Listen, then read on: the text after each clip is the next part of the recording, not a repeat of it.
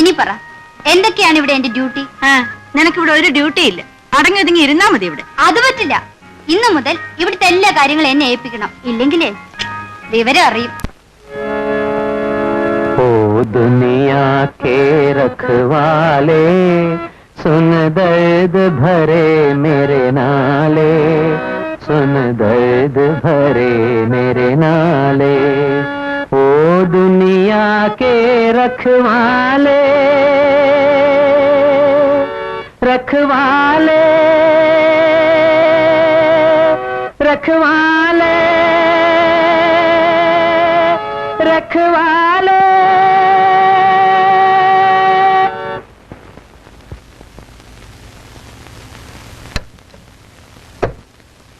അപ്പോഴേ പാട്ടുകാരൻ ചേട്ടാ, രാവിലെ തുടങ്ങിയതാണല്ലോ ഈ പരിപാടി.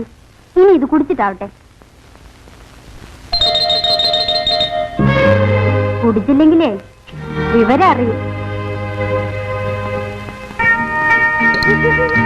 ആ അത് പറ്റുമല്ല, ഈ സമയത്ത് വേണം വയറ് നിറച്ച് എന്തെങ്കിലും കഴിക്കാൻ. ഒന്ന് പോടി.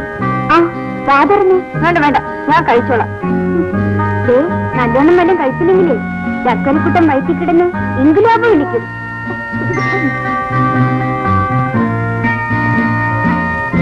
അപ്പോഴേ കൊച്ചിന്റെ ചോ സാറും പ്രവചിച്ച പോലെ ആയാലോ? കിളി കൊത്തുന്നത് പോലെ കിള്ളിപ്പറിച്ച് തിന്നാലൊന്നും പറ്റുകയില്ല കേട്ടോ. നന്നായി ഭക്ഷണം കഴിക്കണം. തടിയൊന്ന് പോരട്ടെ.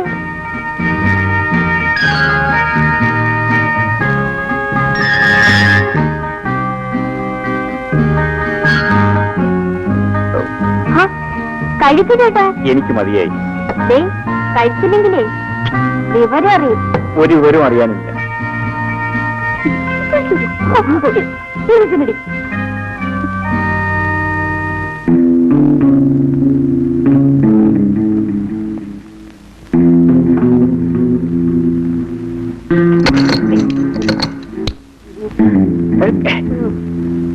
എടാ ഫിലിം ഡയറക്ടർ, നിന്റെ പണി ഇതാണോടാ? എന്റെ പൊന്നു സാറേ, എന്നെ തല്ലരുത്. സാറിന് വീടുതാന്ന് അറിഞ്ഞെങ്കിൽ ഞാൻ ഇങ്ങോട്ട് വരില്ലായിരുന്നു. വഴി വെച്ച് വന്നു പോയത് സാറ്. ഏതായാലും നീ പോകേണ്ട സ്ഥലത്തേക്ക് തന്നെ നിന്നെ ഞാൻ അയക്കാം, പോലീസ് സ്റ്റേഷനിൽ. അയ്യോ എന്റെ പൊന്നു സാറേ, എന്റെ പോലീസിനെ ഏൽപ്പിക്കരുത്. ഞാൻ എന്റെ ഗതിയോടുകൊണ്ട് തുടങ്ങിയതാണ് ഈ തൊഴില്. ഞാനും സാറിനെ പോലെ നേമം കുഞ്ഞിരാം ഭാഗവതരുടെ കീഴിൽ സംഗീത അഭ്യസ്തവനാ. 9 കൊല്ലം. നിങ്ങൾ സംഗീതം പഠിച്ചിട്ടുണ്ടോ? പിന്നെ എന്റെ സ്വരമോ അവസരന്ന് പറഞ്ഞിട്ട് എന്നെ കൊണ്ട് ആരും പാടിപ്പിക്കാറില്ല സാർ. സാറെങ്കിൽ എന്റെ പാട്ടൊന്ന് കേൾക്കണം.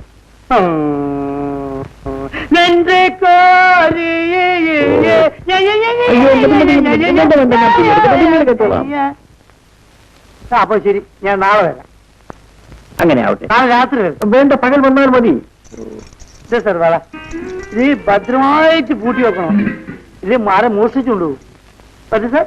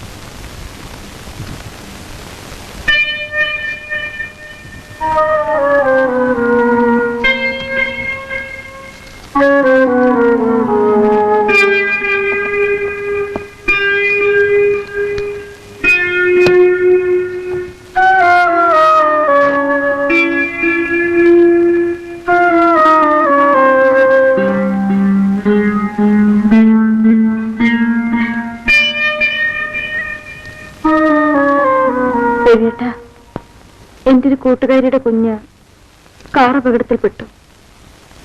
ഡോക്ടർമാർ എത്ര ശ്രമിച്ചിട്ടും രക്ഷപ്പെടുത്താൻ കഴിഞ്ഞില്ല. അല്ല, അത് ഞാൻ എന്ത് ചെയ്തു? ഞാൻ നിരപരാധിയാണ്. എന്താ രവിയേട്ട ഇങ്ങനെ? അല്ല, ഞാൻ വേറെ എന്തൊക്കെയോ ആലോചിച്ചു പോയി നിന്റെ വിഷമം കണ്ടിട്ട്. ഏയ്, ഉം. എന്താ ഉം. ഇന്നിതെന്ത് പറ്റി? ഏയ്, ഒന്നുമില്ല. എന്തോ ഉണ്ട്. ഒന്നുമില്ലെന്നേ. അത് കൊള്ളാം. രവിയേട്ടന്റെ മുഖം കണ്ടാൽ എനിക്ക് അറിഞ്ഞൂടെ? ഉണ്ട്, തീർച്ചയാണ്. എന്തുണ്ടെങ്കിലും എന്നോട് പറയൂ. നിനക്ക് വെറുതെ തോന്നുന്നത്. ദേ, എന്റെ മുഖത്ത് നോക്കി കള്ളം പറയരുത് കേട്ടോ. പറയൂ രവിയേട്ടാ, എന്താണ് കുഴപ്പം? ദേ, എന്നോട് ഇപ്പൊ പറയുന്നതാണ് നല്ലത്. അല്ലെങ്കിൽ പിന്നീട് ഞാൻ അറിയുമ്പോ കൂടുതൽ കുഴപ്പമുണ്ടാവും. പറഞ്ഞേക്കാം.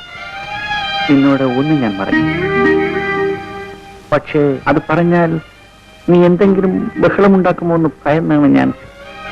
രവിയേട്ടന് എന്ത് എന്നോട് തുറന്നു പറയാം.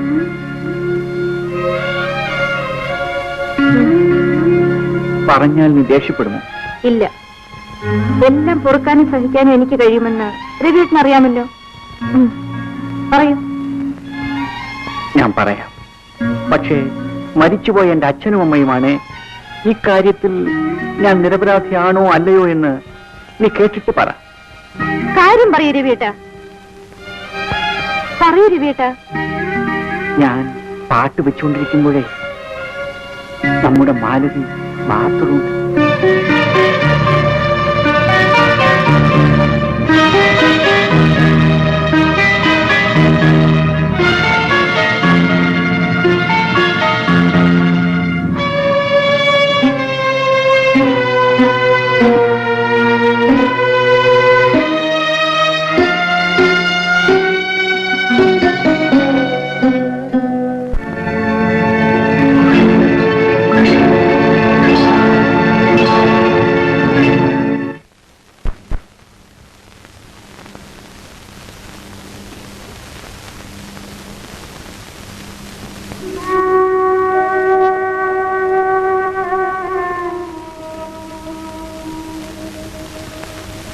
പ്രഭേ, ഞാനൊരു കാര്യം ചോദിക്കട്ടെ?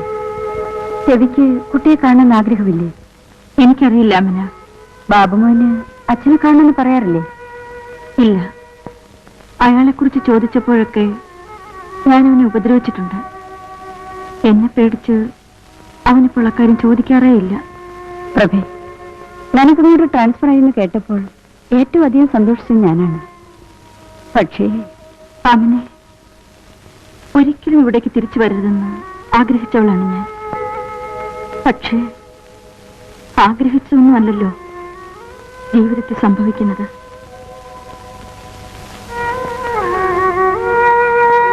എന്റെ ഒരു അമ്മാവന്റെ മകനുണ്ട്, നടരാജൻ. ചെറുപ്പത്തിലെ നാടുവിട്ട അവൻ ഈടെ തിരിച്ചെത്തി.